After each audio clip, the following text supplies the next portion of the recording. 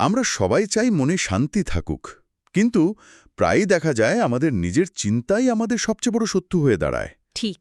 সারাদিন মাথায় হাজারো চিন্তা ঘুরতে থাকে, কোনটা জরুরি কোনটা অপ্রয়োজনীয় তা বুঝতেই পারি না। একদম। আজকের এই গভীর আলোচনায় আমরা ঠিক এই সমস্যার এর গভীরে যাব। আমাদের হাতে রয়েছে 23শে ডিসেম্বর 2025 তারিখের একটি বিশেষ মুরলি, যা আমাদের চিন্তার জগৎকে বদলে ফেলে, একটা বিজয় জীবন পাওয়ার একটা বলা যায় ব্লুপ্রিন্ট দেয়। হ্যাঁ। এর মূল বার্তাটি হল, মিষ্টি বাচ্চারা যে সংকল্প ঈশ্বরীয় সেবার্থে চলে তাকে শুদ্ধ সংকল্প বা নিঃসংকল্পই বলা হবে, ব্যর্থ নয়। কথাটা খুব সহজ শোনালেও এর ভেতরে একটা গভীর দর্শন লুকিয়ে আছে। আজকের আলোচনায় আমরা এই ব্লুপ্রিন্টটাকেই আনপ্যাক করব। আচ্ছা। আমরা দেখব কিভাবে আমাদের প্রতিটি চিন্তা বা সংকল্প আমাদের ভাগ্য তৈরি করে। মুরলি এখানে 3 ধরনের চিন্তার কথা বলছে: শুদ্ধ সংকল্প, বিকল্প আর নিঃসংকল্প। দুঃখ বা শান্তির কারণ হয়। তাহলে চলুন শুরু করা যাক। মুরলিতে বলা হচ্ছে, চিন্তা বা সংকল্প নাকি সব সময় চলে, এমনকি সত্য যুগেও। হ্যাঁ। তার মানে চিন্তা করাটা কোনো সমস্যা নয়, সমস্যা হলো আমরা কি চিন্তা করছি। জ্ঞানমার্গে আসার পর চিন্তার এই শ্রেণীবিভাগটা কিভাবে করা হচ্ছে? একদম ঠিক ধরেছেন। সমস্যাটা চিন্তায় নয়, চিন্তার গুণগত মানে। মুরলি খুব স্পষ্টভাবে 3টে ভাগ করছে। প্রথম এবং সবচেয়ে ক্ষতিকারক হল বিকল্প। বিকল্প? হ্যাঁ, সহজ কথায় কলিযুগের সংসার, আত্মীয়-স্বজন, জাগতিক বিষয় নিয়ে যে সমস্ত অদরকারি বা নেতিবাচক চিন্তা আমাদের মাথায় ঘোরে, সেগুলোই হলো বিকল্প। ও আচ্ছা। এগুলো হলো ধরুন মানসিক আবর্জনার মতো, যা আমাদের শক্তি নষ্ট করে দেয়। আর এই বিকল্পগুলোই কি খারাপ কর্মের উৎস? ঠিক তাই। এই বিকল্পগুলোই বিকর্ম তৈরি করে, যা দুঃখের কারণ হয়ে দাঁড়ায়। মুরলিতে খুব কঠোরভাবে বলা হয়েছে, কোনো বিকারী সম্বন্ধের প্রতি যদি সামান্যতম মোহ বা আসক্তির চিন্তাও আসে, সামান্যতম? হ্যাঁ, সেটাও একটা বিকর্ম তৈরি করে ফেলে। এখানেই আধ্যাত্মিক পথের সবচেয়ে বড় চ্যালেঞ্জটা লুকিয়ে আছে। এক মিনিট, এখানে একটা প্রশ্ন আসছে। মুরলি বলছে আত্মীয়দের সেবাও করতে হবে, আবার তাদের নিয়ে ভাবলে বিকল্প বা বিকর্মও তৈরি হবে। এটা তো একটা প্যারাডক্সের মতো শোনাচ্ছে। হুম। সাধারণ মানুষ এই দুটো লাইনের মধ্যে ভারসাম্য রাখবে কিভাবে? একদিকে কর্তব্য, অন্যদিকে আসক্তি থেকে মুক্তি। এটা তো প্রায় অসম্ভব মনে হয়। এটা একটা অসাধারণ প্রশ্ন, আর মুরলি ঠিক এই জায়গাতেই আলোকপাত করেছে। এর সমাধান হল নিরাসক্ত হয়ে কর্তব্য পালন। নিরাসক্ত হয়ে? হ্যাঁ, কাজটা করতে হবে, সেবা করতে হবে, কিন্তু সম্পূর্ণ অলৌকিক ঈশ্বরীয় দৃষ্টি দিয়ে। মুরলির ভাষায় বলতে গেলে এতটুকুও যেন মোহের তার তাতে জুড়ে না থাকে। আচ্ছা। অর্থাৎ কাজটা করছি একজন ট্রাস্টি হিসেবে, মালিক হিসেবে নয়। তার মানে মনের ভেতরের মনোভাবটাই আসল খেলা। কিন্তু এই মনোভাবটা আনা তো মুখের কথা নয়। এর জন্য কি কোনো বিশেষ মানসিক অবস্থার কথা বলা হয়েছে? কোনো টুল বা চাবিকাঠির মতো কিছু?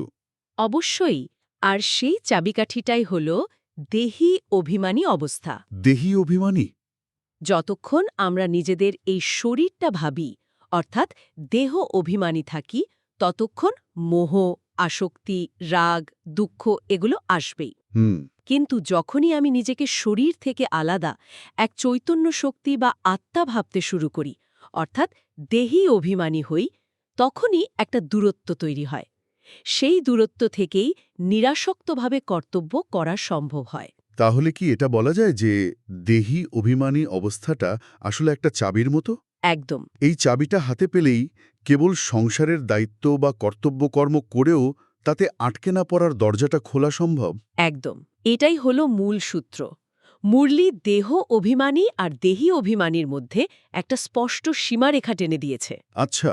বলা হয়েছে যার মধ্যে একটাও বিকার, সেটা কাম, ক্রোধ, লোভ বা মোহ যাই হোক না কেন রয়েছে, সে আসলে দেহ অভিমানী। কারণ এই বিকারগুলো শরীর এবং জাগতিক পরিচয়ের সাথেই যুক্ত, আর এর ফল হিসেবে তাকে শাস্তি ভোগ করতে হয়।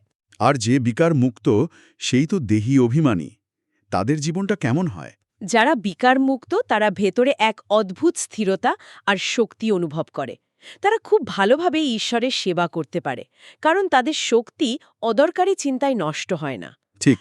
তারা অন্যকেও নিজের সমান শক্তিশালী তৈরি করতে পারে, মুরলিতে বলা হয়েছে যার মধ্যে কোনো বিকার নেই সে জ্ঞান বিজ্ঞানে ভরপুর থাকে এবং সবাই তাকে সমর্থন করে। হুম। কিন্তু যার মধ্যে কমতি আছে সে অন্যদের সাহায্য করতে পারে না, বরং নিজেই সমস্যায় জর্জরিত থাকে। আচ্ছা, তাহলে শুদ্ধ সংকল্প কোনটা? যদি জাগতিক চিন্তা বিকল্প হয় তাহলে ভালো চিন্তা বা শুদ্ধ সংকল্প কি? এখানেই মুরলির সবচেয়ে সুন্দর ধারণাটা আসছে। ঈশ্বরীয় সেবা বা এই জ্ঞান মার্গের উন্নতির জন্য যে চিন্তাগুলো চলে সেগুলোকে শুদ্ধ সংকল্প বলা হচ্ছে। যেমন?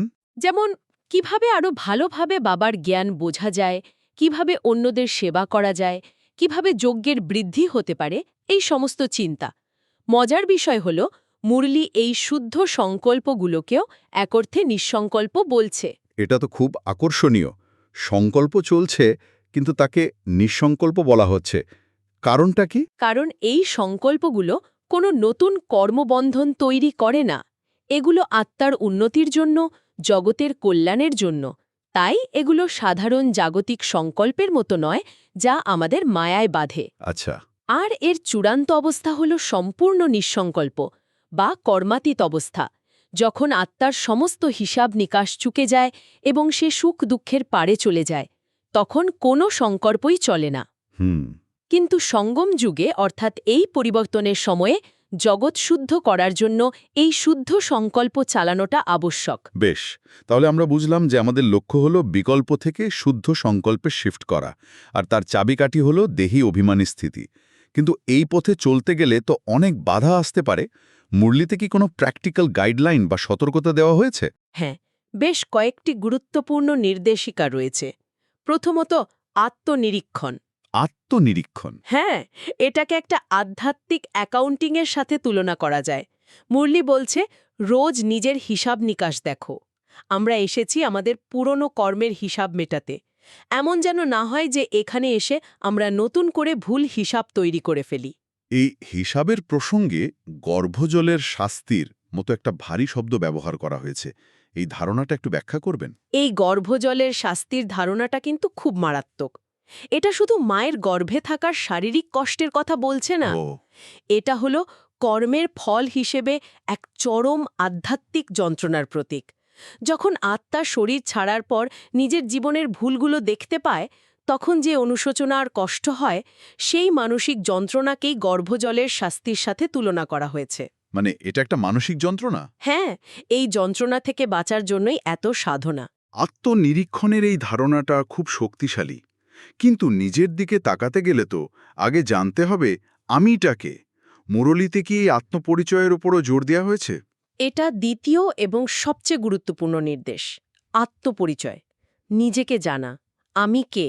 আমি এই নশ্বর শরীর নয়, আমি এক অবিনাশী আত্মা, আর আমি পরম পিতা, পরমাত্মার সন্তান। ঠিক।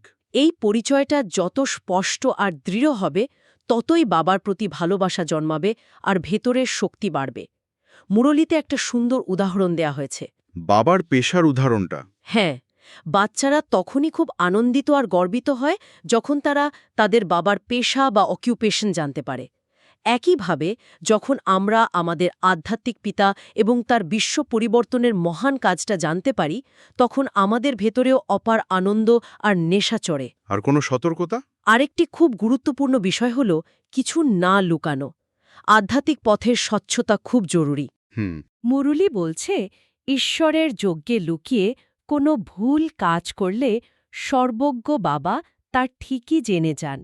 যদি কোনো ভুল হয়েও যায়, সেটা স্বীকার করে নিলে ভবিষ্যতের জন্য সুরক্ষা পাওয়া যায়। এটা শুধু সততার কথা নয়। না, এটা একটা সেফটি ভ্যালভের মতো কাজ করে। কারণ লুকানো ভুলগুলো ভেতরে ভেতরে বিষাক্ত হয়ে ওঠে এবং আমাদের আধ্যাত্মিক অগ্রগতি আটকে দেয়। এটা ঠিক।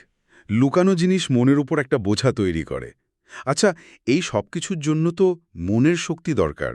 সেই শক্তিটা আসবে কোথা থেকে? সেই শক্তির উৎস হল চতুর্থ নির্দেশ, যোগযুক্ত অবস্থা বজায় রাখা, অর্থাৎ পরমাত্মার সাথে বুদ্ধির সংযোগ। আচ্ছা।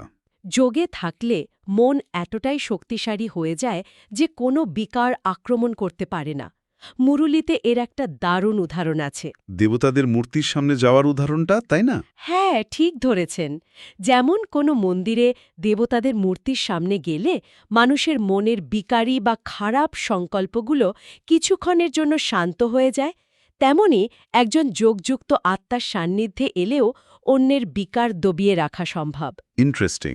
যদিও কোনো কামুক ব্যক্তি সামনে এলে তার মনে সংকল্প চলতে পারে, কিন্তু যোগযুক্ত আত্মার অরা বা ভাইব্রেশনের কারণে সে আক্রমণাত্মক হতে পারবে না।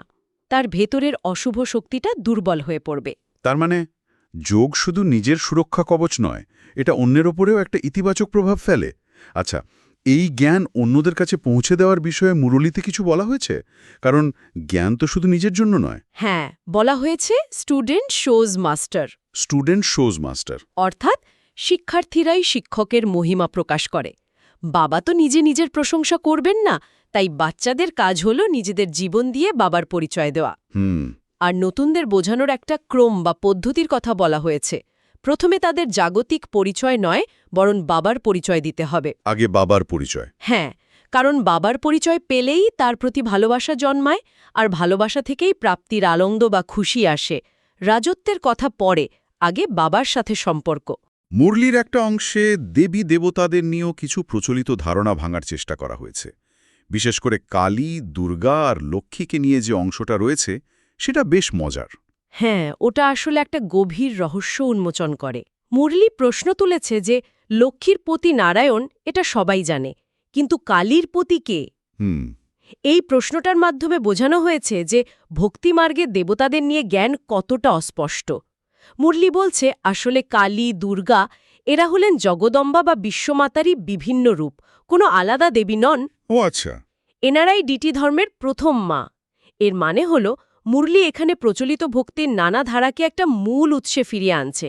এটা ভক্তদের ভেতরের বিভেদ দূর করে একতার দিকে নিয়ে যাওয়ার একটা প্রয়াস। আর স্বর্গ বা নরকের ধারণা নিয়েও তো একটা বড় ভ্রম দূর করা হয়েছে। একদম।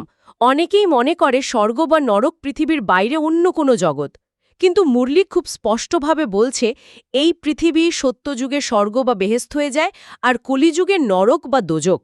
এখানে হ্যাঁ, লক্ষ্মী নারায়ণ এই সাকার জগতেই রাজত্ব করতেন, অন্য কোনো সূক্ষ্ম লোকে নয়। সব খেলা এই সাকার জগতেই হয়।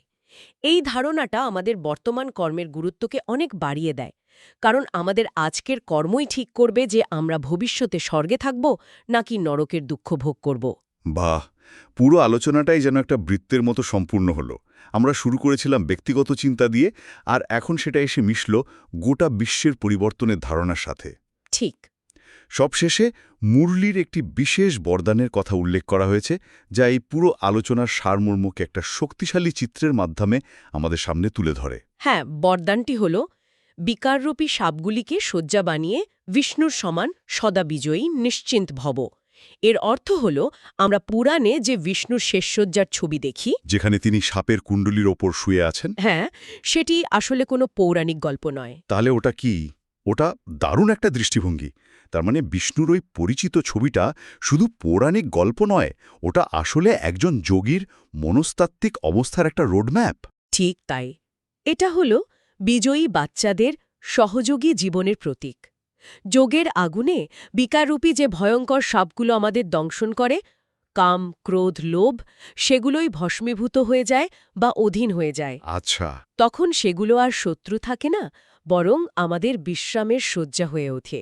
যারা বিকারের ওপর এমন সম্পূর্ণ বিজয় লাভ করে, তারা বিষ্ণুর মতোই সদা হর্ষিত, নিশ্চিন্ত এবং আরামের স্থিতিতে থাকতে পারে। এই চিত্রটি আমাদের নিজেদের প্রশ্ন করতে শেখায়, আমি কি আমার বিকারগুলোকে অধীন করে তাদের ওপর রাজত্ব করছি, নাকি এখনও তারা আমাকে দংশন করছে?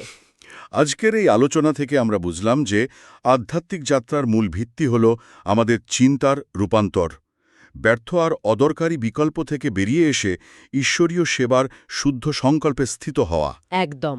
আর এর মাধ্যমেই আত্মসচেতন বা দেহী অভিমানী হয়ে এক শান্ত, শক্তিশালী এবং বিজয়ী জীবন লাভ করা সম্ভব। এই আলোচনার শেষে একটি প্রশ্ন ভাবার জন্য রেখে যাওয়া যেতে পারে, যা মুরলির স্লোগানের ওপর আধারিত, বালক আর মালিক ভাবের ব্যালেন্সের দ্বারা প্ল্যানকে প্র্যাকটিক্যালে নিয়ে এসো। আচ্ছা। এর অর্থ হল আমাদের দৈনন্দিন জীবনে আমরা কিভাবে এই দুটো ভাবের ভারসাম্য রাখতে পারি। একদিকে বালক বা শিক্ষার্থীর মতো নম্রতা, শেখার আগ্রহ এবং ঈশ্বরের প্রতি সমর্পণ, আর অন্যদিকে মালিক বা নিজের ভাগ্য এবং পরিস্থিতির ওপর সম্পূর্ণ অধিকারীর মতো আত্মবিশ্বাস। এই দুই ভাবের সঠিক ভারসাম্য রেখে আমরা কিভাবে আমাদের প্রতিটি পরিকল্পনাকে বাস্তবে রূপ দিতে পারি। ওম শান্তি।